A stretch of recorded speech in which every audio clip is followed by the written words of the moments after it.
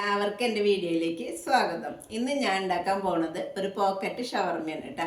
പിന്നെ എൻ്റെ ചാനൽ ആദ്യമായിട്ട് കാണുന്നവരാണെങ്കിൽ ലൈക്ക് ചെയ്യുക, ഷെയർ ചെയ്യുക, സബ്സ്ക്രൈബ് ചെയ്യുക, പിന്നെ കമൻറ്റ് ഇട്ടോളൂ കേട്ടോ. ആദ്യം തന്നെ നമുക്കിങ്ങനെ ബ്രെഡില്ലേ, കിട്ടിയ ബ്രെഡ് ഇതിനെക്കാട്ടും കുറച്ചും കൂടി വലിപ്പമുള്ളതാണെങ്കിൽ നല്ലതാണ് കേട്ടോ. അപ്പം ഞാൻ ഈ 2 ബ്രെഡ് കൂട്ടി പിടിക്കാം. എന്നിട്ട് ഇവിടെ ഞാൻ മൈദ കലക്കി വെച്ചിട്ടുണ്ട് വെള്ളത്തിൽ കേട്ടോ. ഇവിടെ ഞാനൊരു പാനിൽ സൺഫ്ലവർ ഓയിൽ വെച്ചിട്ടുണ്ട്, അത് ചൂടാക്കാൻ വെച്ചിട്ടുണ്ട് കേട്ടോ.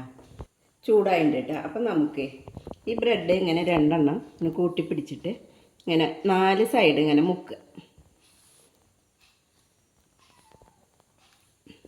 ഇത് എണ്ണയിലേക്ക് ഇടാം കേട്ടോ.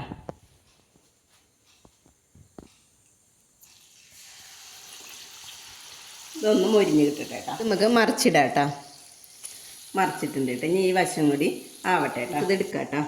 ഇത് ഇതേപോലെ തന്നെ 4 വശം മുക്കാട്ടോ. ഇത് ഇടാം കേട്ടോ.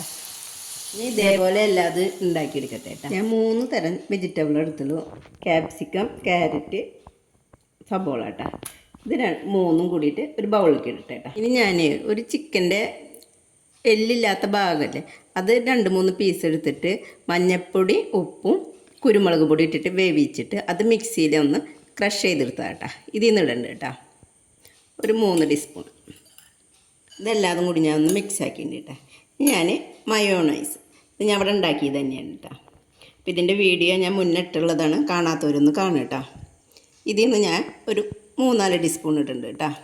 നന്നായി മിക്സ് ആക്കി കൊടുക്കുക. നമ്മൾ ഉണ്ടാക്കി വെച്ച ബ്രെഡിൻ്റെ ഇതിപ്പോൾ വലിപ്പം കുറവായ കാരണം അല്ലെങ്കിൽ നമുക്കിതിങ്ങനെ കോണായിട്ട് ഇങ്ങനെ മുറിച്ചെടുക്കാമെന്ന്. ഞാൻ ഇപ്പോൾ ഇതിങ്ങനെ കുറച്ച് കയറ്റിയിട്ടാണ് മുറിക്കണത് കേട്ടോ. ഞാൻ മുറിച്ചെടുത്ത് കണ്ട ഒരു പോക്കറ്റ് മാതിരിയൊക്കെ. ഇനി ഇതിലേക്ക് നമുക്ക് നമ്മൾ ഉണ്ടാക്കി വെച്ച ഈ ഫില്ലിങ് നിറച്ച് കൊടുക്കാം കേട്ടോ.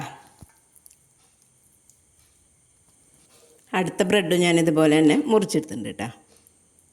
ഇതിൽ ഫില്ലിങ് നിറയ്ക്കും. ഈ 3 എണ്ണം ഞാൻ ഇങ്ങനെ ഫില്ലിങ് നിറച്ച് വെച്ചിട്ടുണ്ട് കേട്ടോ. അപ്പം എല്ലാവരും ഇത് ഉണ്ടാക്കി നോക്കുക കേട്ടോ.